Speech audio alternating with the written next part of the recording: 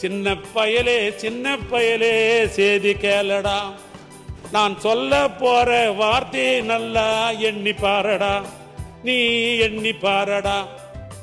ஆளும் வரணும், அறிவும் வளரணும், அதுதான்டா வளர்ச்சி. நல்லா புரிஞ்சுங்க, ஆளும் வளரணும், அறிவும் வளரணும், அதுதான்டா வளர்ச்சி.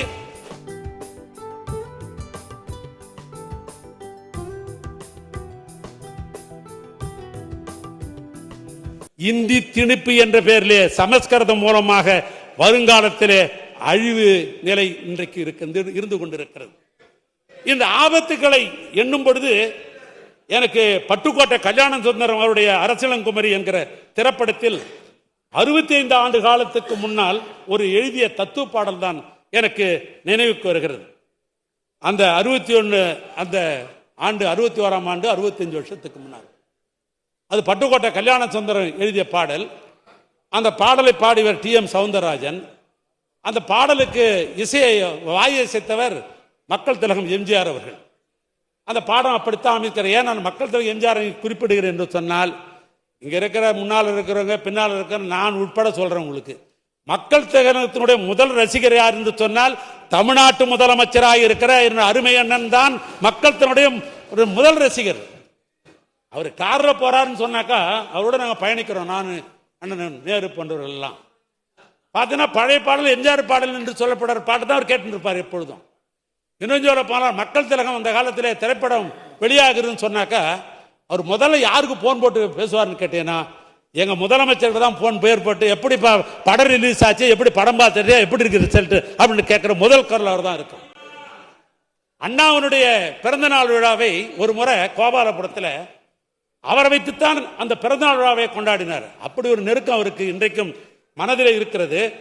அதை நான் ஒப்பிட்டு பார்க்கிறேன் என்று சொன்னால், அந்த படத்தில் ஒரு குழந்தையை வைத்துக் கொண்டு பட்டுக்கோட்டை கல்யாணத்துடைய பாடலை TM சௌந்தரராஜன் பாட அண்ணன் மக்கள் திலகம் எம்ஜிஆர் அவர்கள் வாயிசைக்கிறார்.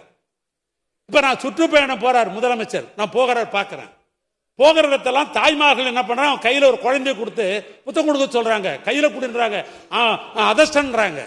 இப்ப நான் என் வீட்டிலே பார்த்தேன், ஒரு அருமையான ஒரு படம் கிடைச்சது, அவர் கையில தூக்குற மாதிரி. முதல்ல அதை செய்யணும்னு போய் அந்த படத்தை பெருசா போட்டு என் வீட்டில் அதான் பெருசா இப்ப நான் மாட்டிருக்கிறேன். எதுக்கு நான் சொல்றேன்னா, அந்த குழந்தையை தூக்கி கொண்டு அரசியலங்குமரியை தூக்கி பிடித்து பார்த்த அமைச்சர் அவர்கள் அந்த பாட்டு தான் எனக்கு நினைவு வந்தது. என்னன்னு சொன்னா, சின்ன பயலே சேதி கேளடா, நான் சொல்ல போற வார்த்தையை நல்லா எண்ணி பாரடா, நீ எண்ணி பாரடா. ஆளும் வரணும், அறிவும் வளரணும், அதுதான்டா வளர்ச்சி. நல்லா புரிஞ்சுங்க, ஆளும் வளரணும், அறிவும் வளரணும், அதுதான்டா வளர்ச்சி. தமிழ்நாட்டு முதலமைச்சர் என்ன சொல்றார்? திராவிட மாடல் ஆட்சி. எனக்கு 2 கண்கள், ஹெல்த் மக்கள் நல்வாழும், இன்னொன்று கல்வித்துறை, இது 2 தான் என் கண்கள் என்று சொல்லுகிறார்.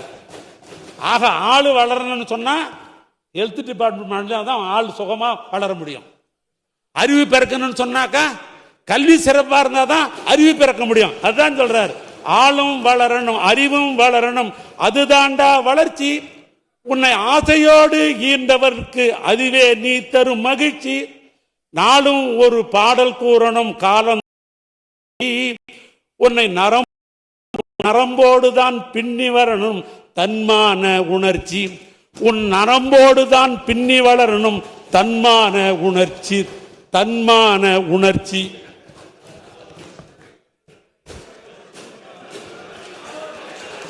மாண்புமிகு பேரவைத் தலைவர்களே, தமிழ்நாட்டு முதலமைச்சருக்கு இந்த தன்மான உணர்ச்சி, தமிழ்நாட்டு முதலமைச்சருக்கு தன்மான உணர்ச்சி என்று பீரிடுகிற காரணத்தினால்தான் ஆன்மீக தமிழுக்கும் திராவிட தமிழுக்கும் ஊறு ஏற்பட்டால் அதை தடுத்து நிறுத்துவதற்கு நான் தயாராக இருக்கிறேன்.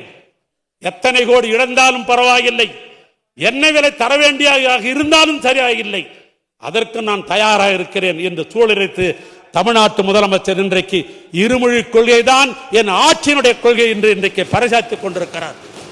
பிளே ஸ்டோர் மற்றும் ஆப் ஸ்டோரில் இருந்து பாலிமர் செயலியை QR கோடு மூலம் பதிவிறக்கம் செய்யுங்கள். செய்திகளை உடனுக்குடன் பெறுங்கள்.